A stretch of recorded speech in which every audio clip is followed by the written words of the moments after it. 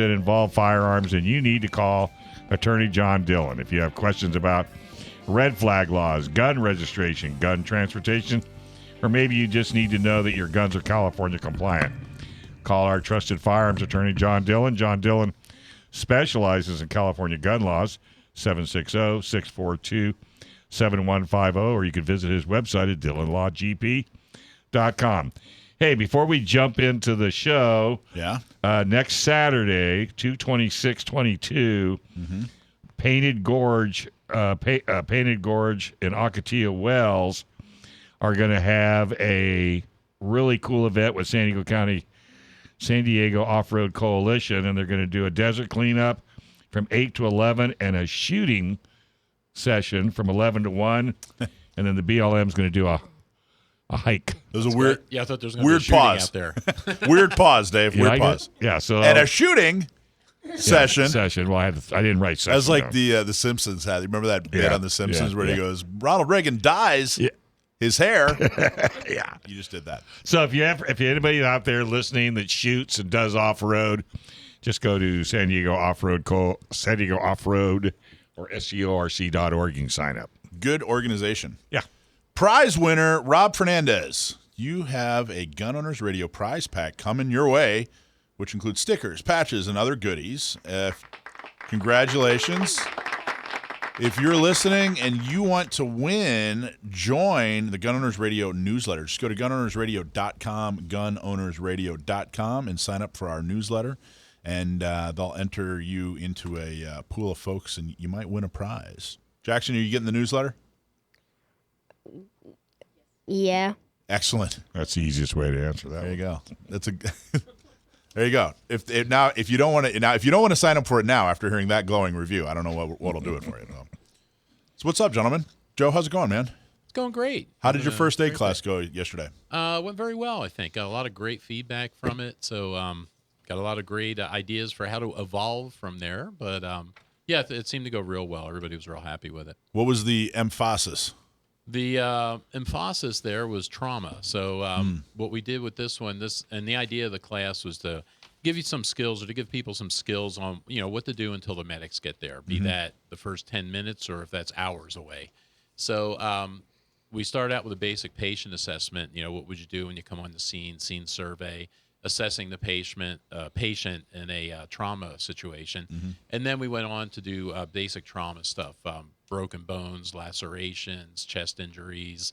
You gonna do another one? Splints. Is this gonna be a regular thing? Yeah, and I think what we want to do, because we did this one for 4 hours, so trying to keep it in chunks of time where it's good for people, it's useful, I can get enough information out to them.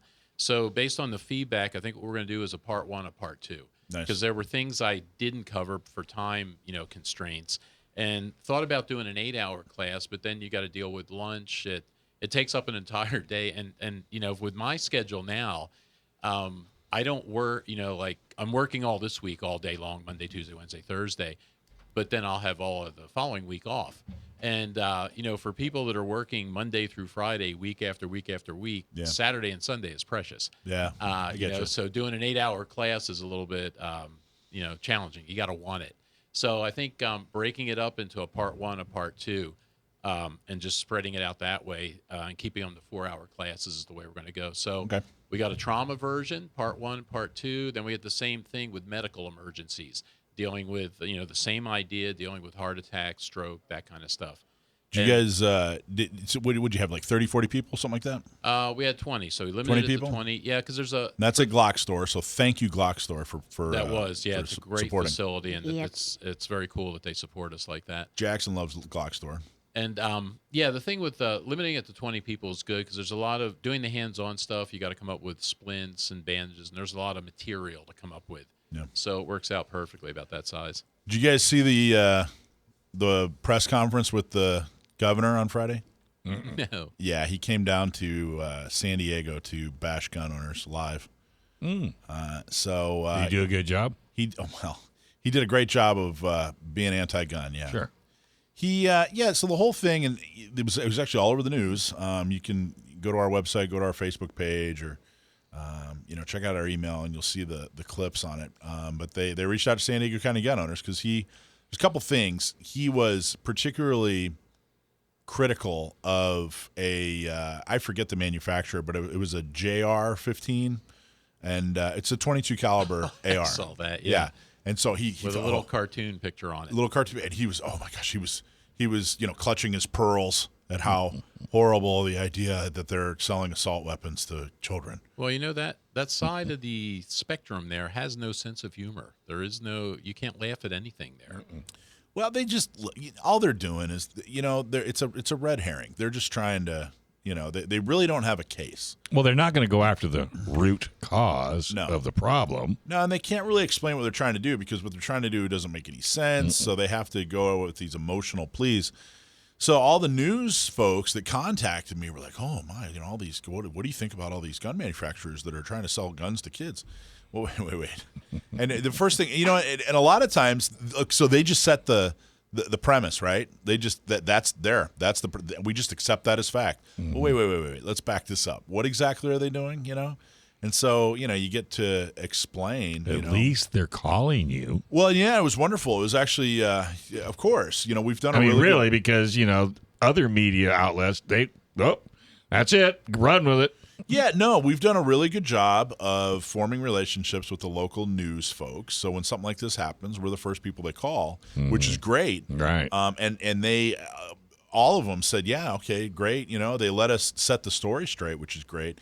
It was I still think it's a huge mistake over the past 20, 30 years that gun organizations, said, hey, we're going to ignore the liberal media. Can't do it. We're going to ignore the liberal media. Okay, fine. Well, what that means is that you're going to let them say whatever they want, unopposed, uncorrected.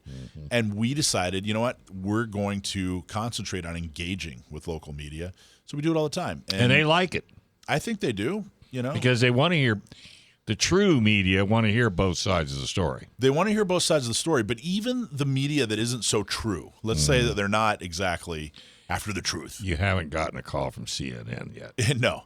But the ones, their big motivation is they like friction. Right. So if they can call up one side and get a bunch of talking points and call up the other side and get a bunch of counterpoints, they like that. They like. But if one side talks, the other side doesn't, it's not not worthy. Right. So which is what they do to conservative media. The left will never call in. I mean, you'll never see Pelosi on Fox. Good. You're probably right. I don't know. I don't even know. I don't watch Fox anymore. No, but I'm just saying or CNN well, that was the only conservative station I could think of. Yeah. Outside of Newsmax. I guess that's true. Although I don't know. It seems like some of the more conservative op-ed guys, like Hannity and Tucker, and some of the ones that you think of, are more likely to put on a left-leaning politician than the left. Like, well, they invite him all the time. Yeah, Rachel Maddow is less likely to have a Republican than Hannity is to have a Democrat. She had to take a break. Yeah, I heard that. She can't do it. I heard she went on sabbatical or whatever. Yeah, wore her out. She's totally burned up. She can't. Yeah, she's just crushed. I don't know what I'm going to not watch then, because I used to not watch her. Now I can't.